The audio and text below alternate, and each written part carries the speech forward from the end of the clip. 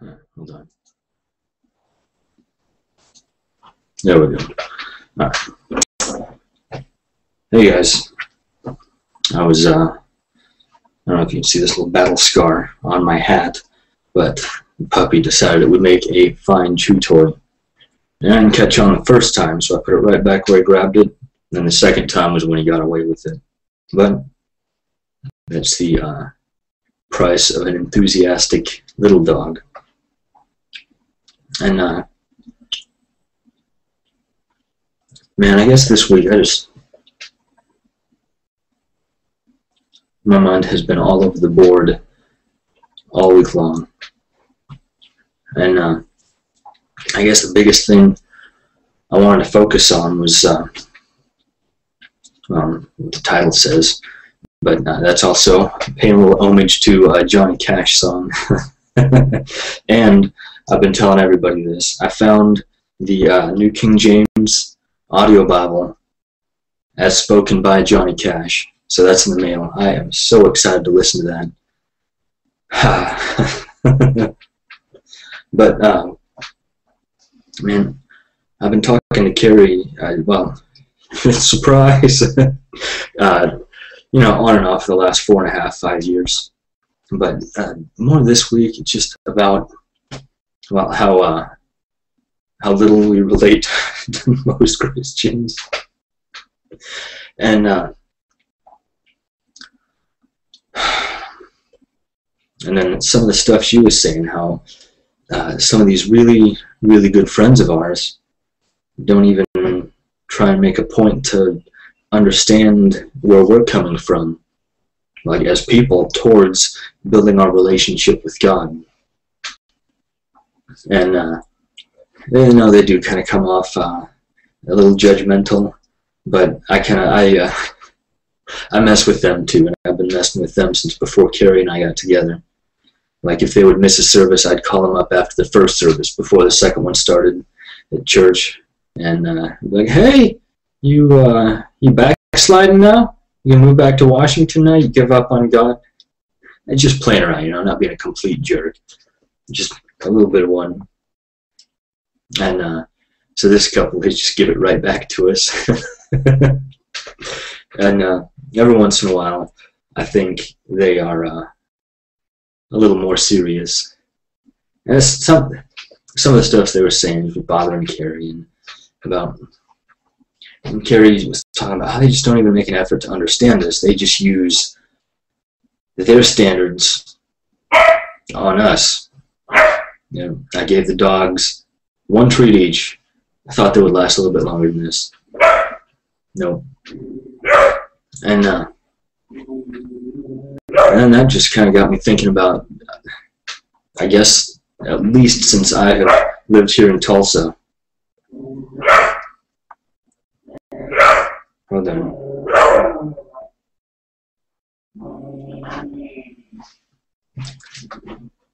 And, no.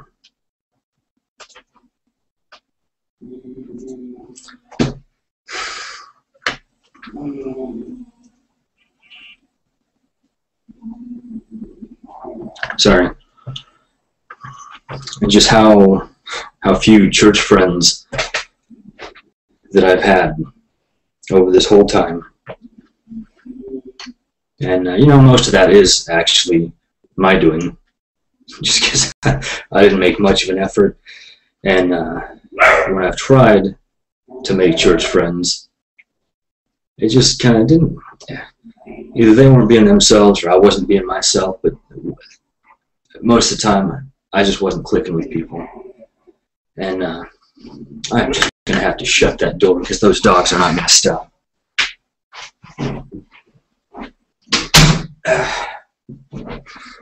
Much better. Nice and subdued now. But just the way, I don't want to say that I pursue Jesus differently than most people, but the way my relationship with him is manifested, it just kind of seems like it. And there's some stuff that I've been through that other people haven't. Other people have been through stuff that I haven't. And the way God relates to me doesn't seem to be the way most Christians do. And honestly, if I hadn't so latched on to God the way that I did when I decided to move down here, I didn't have much.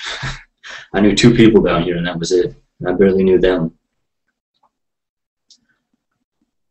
I probably would have just given up. Would have moved back home. Wouldn't have been anywhere near where I am today, as far as just developmentally, my time with God. And yeah, I've been thinking a lot about communion lately too, and just bringing ourselves before God's judgment voluntarily so we can stay accountable. And then that got me to thinking about the times that Carrie and I have taken communion. And you know, when it's at church, everybody's just so somber, and yeah, that you're supposed to be. But I don't like approaching God like he's a judge. I want to approach him like he's a mentor, like he's my friend, and like he's that high school teacher, the college professor that is just like an uncle, you know, that I can trust with anything, that always has the advice for me. It's been through it. So we're taking communion.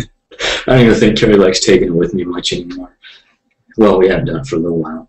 But, you know, she'll now be sitting there with our little piece of bread and our little cup of juice. And then I'll start praying and telling Jesus what a fantastic body I think he has. And, you know,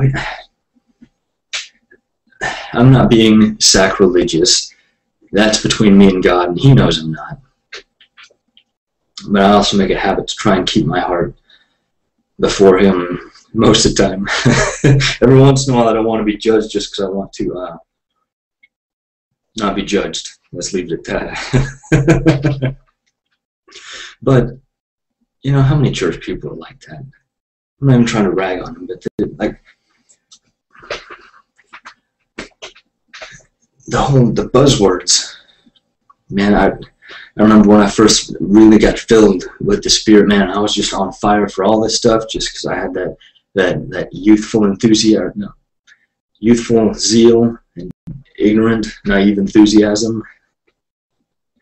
And I had this, it was like a sore throat or a stuffy nose or something. It's something trivial. And I heard Kenneth Copeland talking about he was believing God for a pair of socks. And he could have just gone out and bought a pair of socks, but he wanted to believe God. So I was driving home from work when I was still living in Washington, and just praying all the faith I had, because I was so strong then, rebuking the fever or cold or whatever it was. It was something trivial. And rebuking it and casting it out and commanding it to leave and explaining that I am whole and healed and full and saved and pure and whatever else in Jesus' name because of what God did on the cross. And then the sickness left. No, it stayed. I tried it for like 4 minutes and then I was like, oh crap, I give up. And then I was just kind of wallowing in that disappointment for a minute or two, and then God showed up. And he was like, no, why do you think nothing happened? I got to thinking about it.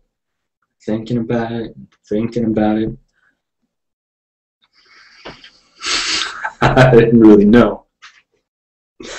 God started explaining to me it's not about how I talk about binding this and loosing that and using all these super words that all the super Christians use. It's a matter of the heart, man.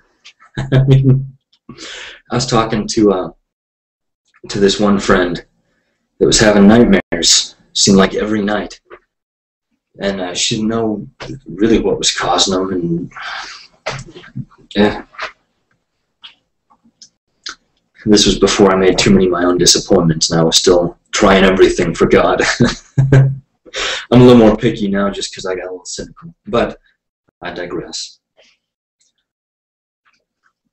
I was just letting her talk about these nightmares. I mean, they were happening, it seemed like at least once every night, 5 or 6 nights a week. And I didn't know what to do. And it was like she'd be having this dream, she'd be in some euphoric paradise or something, and then this black ball would just start floating towards her, and it would get bigger and bigger and bigger. And I was just right in her face, and it would pop, and then all these fears and bad experiences and everything she had lived through and seen would just explode right in front of her. And so I let her finish talking, and I was like, well, you want that to stop? She's like, well, yes, but I don't know how. I said, all right, well, I'll tell you what. I'll get off the phone. I'll do some praying, because I don't want to do it in front of her. I don't even know why. You can't expect me to have much common sense when I was that dumb. And I was like, well, I tell you what, get off the phone. I'll do some praying for you, and then we'll talk again tomorrow and see where you're at. I wish I knew why I didn't offer to just pray for her over the phone. But we got off the phone. It's like I turned around to face God. I was like, oh, please, please, please do this. She'll think I'm a fraud. She'll think you're fake, blah, blah, blah. We'll have all these awful reasons of why she won't believe in God. And she'll justify her atheistic tendencies, and it'll be awful. I went off and off and off. I don't even know if I took a breath that whole time. And finally, God's like, hey, hey, hey, hey, shut up. Let me get a word in here. I heard you the first time. The reason you're so desperate is because you still don't have that much faith. You still don't know me that well, and you still haven't sanctified yourself enough to get past these points where you're carrying my word, my power, with you without even realizing it. You don't even know it's part of you because you're still in the way. And I thought, huh. Let that sink in for a while. Then I thought I'd throw out one more prayer, even though God said He already heard me. I said, well, I guess since you heard me, I'll just give her a peaceful night's sleep. Let her bask in it, and then tell us both how good it was the next day whenever we talk again. Sure enough, nice, peaceful sleep, and she was so excited, and blah, blah, blah. And then, I don't know what happened, but we didn't have a whole lot of follow-up, so she ended up just kind of falling by the wayside because I didn't know enough to really introduce her to God in a way that would stick with her. Because, you know,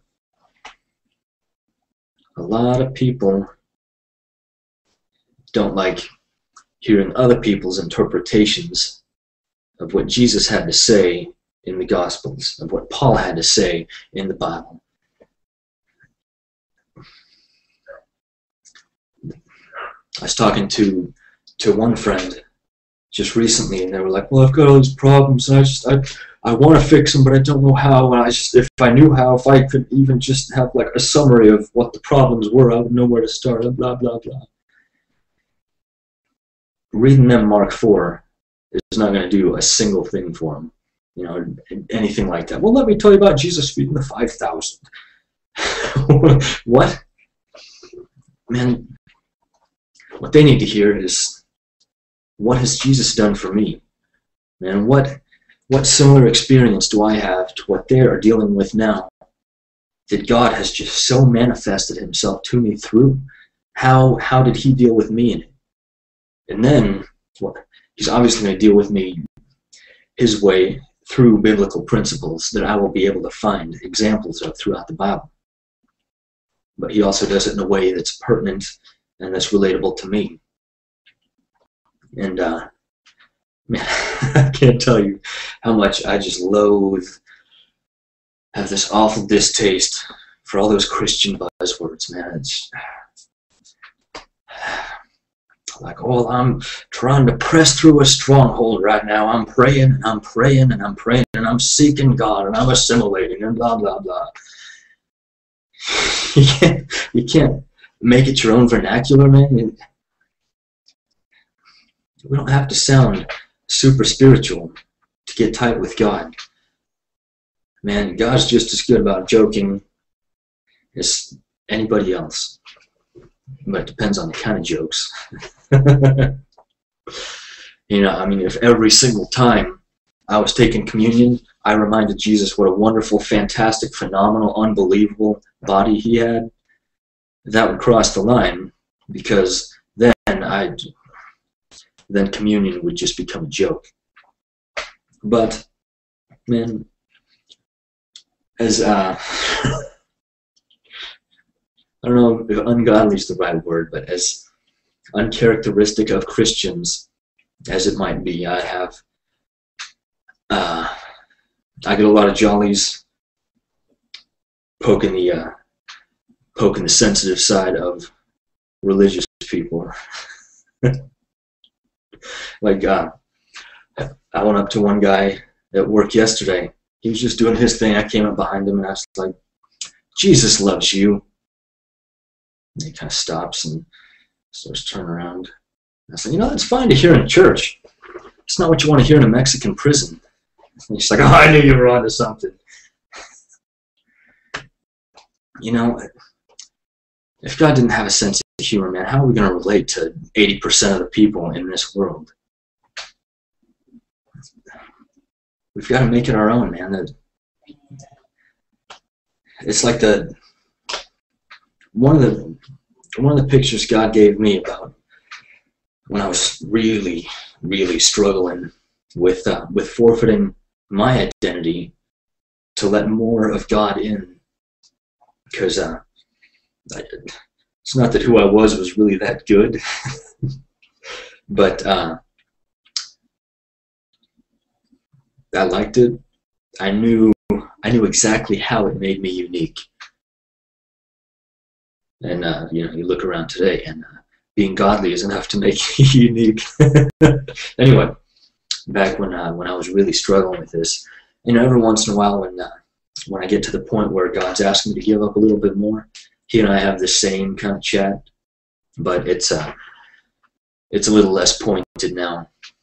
But the picture he gave me was like in those Catholic churches, like those big ones, and they got a window like 4 stories high, and it's all stained glass. And man, you see the light coming through that.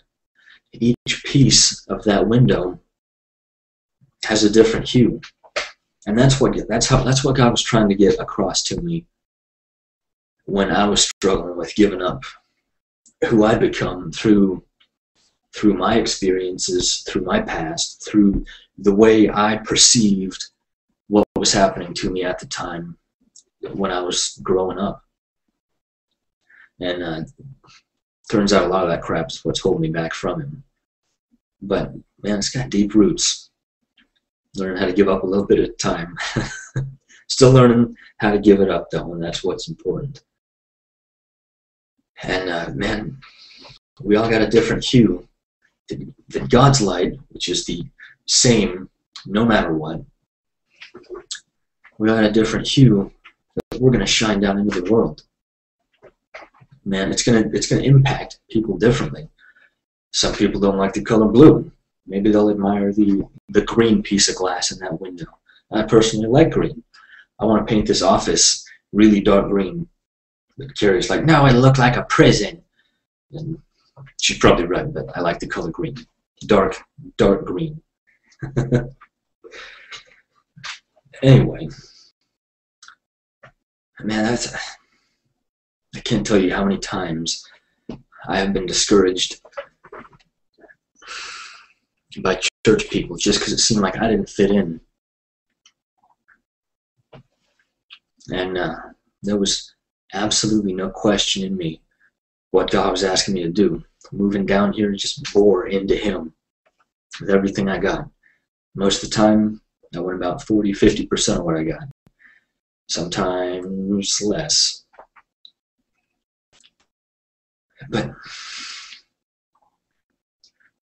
some of the time the issue was people that had been raised in church that just looked through these weird rose-colored glasses that if you're not like my peers in Sunday school, we can't be friends because you are clearly not godly and you cannot pray. And I had dealt with some of that in Washington. I've talked before about how this church that I spent all of my teens in and then some. Actually, no, all of my teens in.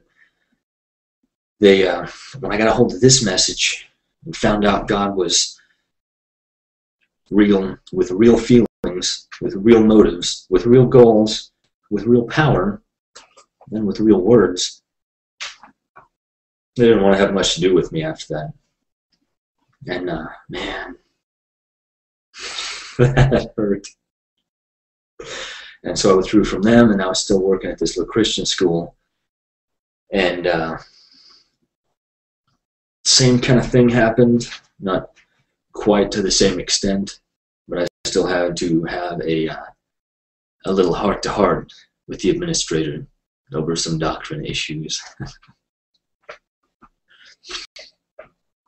And, you know, all of those times, I lost a lot of friends then. A lot of it was because I was so stupid and I expected everybody else to just grab a hold of this message with the same enthusiasm I had, because I finally had proof that God was real, and I knew it, and I could not be dissuaded. Not anybody. Nobody felt that way, turns out. And I've rectified, well, some of those relationships now. But man, every time one of those bridges would fall apart, I would just go back to God. Man, how far out of line am I here? I mean, am I believing something wrong? I don't want to, but all I have is what's in front of me right now. Every single time. And, you know, obviously I had a hand in the things that fell through, and most of it was just because I was ignorant but full of zeal. But God still told me I was on the right track, and just keep making His gospel into something that's a part of me. And that's what I've been focusing on, man.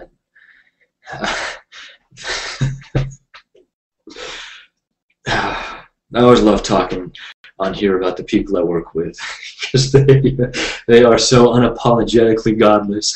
It's hilarious.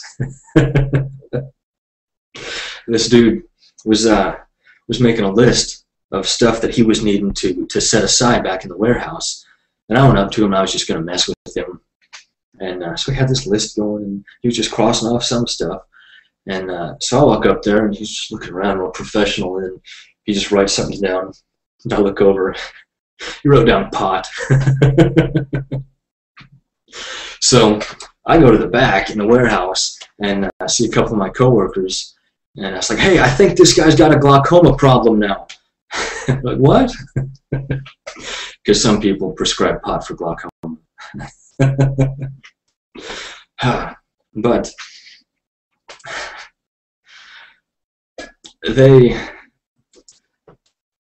they're not going to care if I run in there talking about the sacrificial propitiation of the Holy One, the Lamb of God, the Lion of Judah. Man, they will do their best to see me out the door and to keep me out the door. The churchy approach ain't it for everybody, so it shouldn't be forced on everybody. And for a while there, when Carrie was wrapping up her master's degree, a very, very educated lady, if I say so. Side note. We were talking, I keep trying to guilt her into showing up on one of these broadcasts. And I think God's been working with her on doing some teaching. And, you know, we'll be driving somewhere or something. We'll just be chatting. And then she'll start talking to me about stuff that's been on her mind, about likening stories from the Old Testament, like these wars and stuff, to things that have happened in more recent history. and then she'll stop, and then she'll be like, I don't want to sound like I'm full of myself, but I think some of this stuff is too smart for some church people. And I just started cracking up, because her boss, man, he is very much agnostic. He probably thinks he's an atheist, but he's really intellectual. And then he and Carrie will get into these chats, and he'll talk about evolution and blah blah blah, and this is why it's right. And then she'll just be talking about how, well, you know, I mean, you look at the progress of how things grow, of pregnancies, of birth, and this and that and that. I mean, she just went off in detail about all this stuff. And then she just kind of looked at him, and he was like, huh, well, I guess I can see your point. Man, she knows a lot of crap. But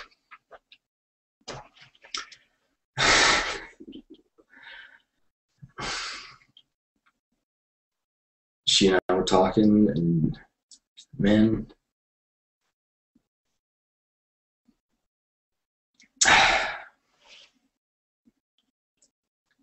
we are just kind of, we put on our cynical game face at church for most of the people, and that's not right, but I don't like playing church.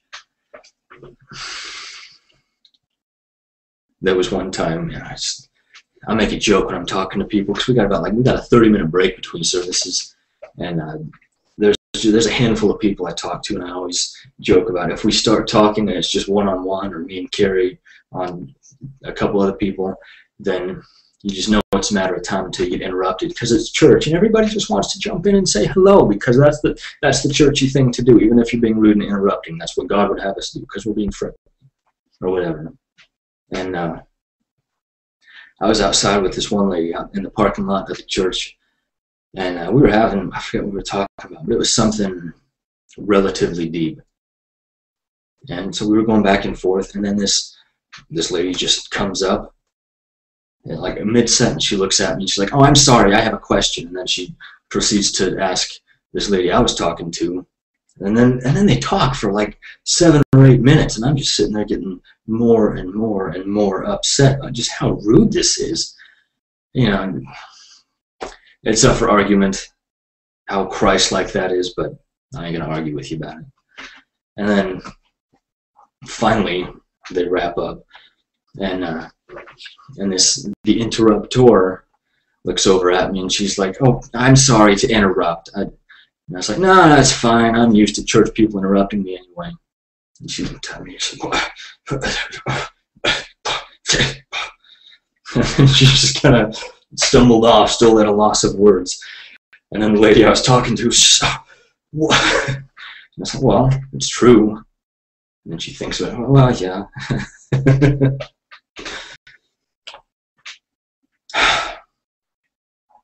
But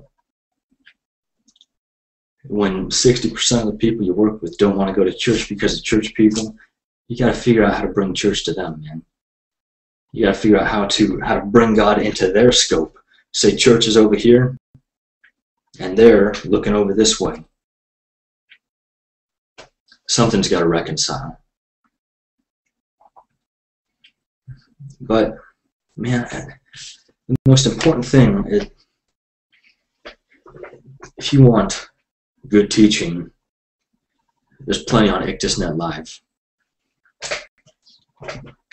But it's all going to eventually point to get to know God for yourself. It's about having a relationship with Him one-on-one, so that we can take that to other people. Man, like what Dave Roberson, Gary Carpenter, all these mentors I've had, what they have done for me, it's up to us to take that, make it our own with God, establish ourselves in God, and then do that same thing that they've done for us, do that to somebody else. Man, to just pay it forward.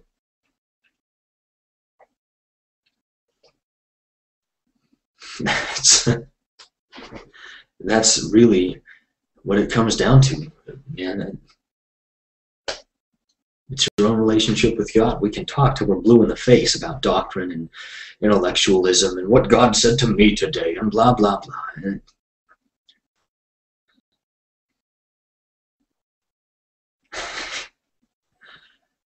how can we open up other people's hearts to let God in? The biggest testimony we have is what God's done for us, man. There's no disproving that. We just got to learn how to take that and make it palatable for other people that don't want anything to do with church terms. Man, one of my really close friends, he went to a Catholic boarding school, and he had his fill of church terms.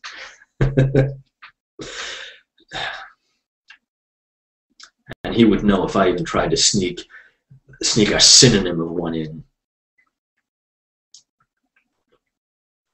But I don't need to, man. God told me the most important thing that I am doing, that I can be doing for him and for other people in that same boat, is just be myself and let them see how I was last week, last month, last year, when I first started this job, whenever. See how I've managed to evolve and see the difference in me and what God's been able to do for me. I was talking with one of my church friends about a recent sermon that we listened to, and I was telling her my thoughts, and she was telling me hers, and she was like, well, you know, what did you get out of it? So I told her some of my thoughts, and she's like, well, I don't know. I mean, what about that? Well, some of these people are just too successful to be ministered to on an intellectual level. And I said, yeah, but if they got a retarded kid, who's going to help them but God? Man, they will turn their heart around on a dime when they see that God has made their child whole. If that's all the preacher we need to do for them, man, then we're the ones in the way, not their intellect. But I think I'm spent now. I think that's about all that I have to say. So, until next week, love you guys. Hope to hear from you, and be well and prosper this week, or whatever the church term is now. Anyway, don't be afraid to have a unique relationship with God. That's one thing I can ever get across to you. It's that. If you got discouragement, man, take it up, you and God. He's the one that wants to help you out with it the most. So, be well.